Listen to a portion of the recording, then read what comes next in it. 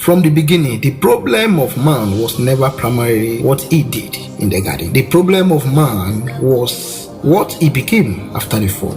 When Adam fell in the Garden of Eden, humanity did not simply commit a sin. Humanity became a sinner. Sin was no longer just an action. It became a nature.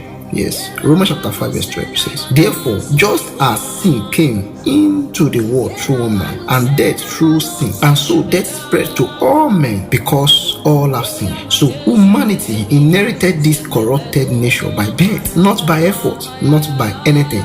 This is why people struggle with sin, not always because they love it, but because sin resides in the very nature of man. Yes, a tree produces fruit according to its nature. It does not try to produce fruit. Yes.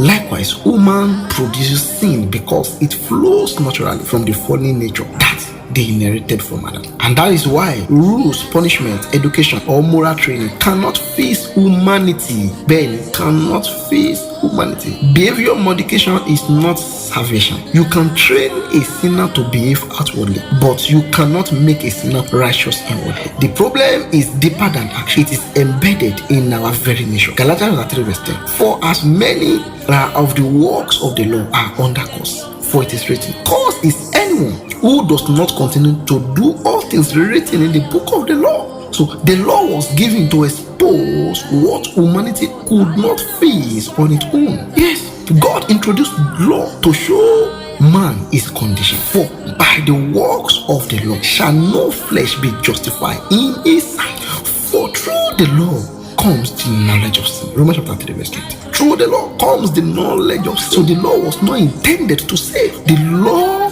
does not cleanse. It only reflects, it reveals the reality. It does not lie. So when commandment was given, do not lie, do not steal, do not commit adultery, honor your parents, love God with all your heart. That is the law that was given to us.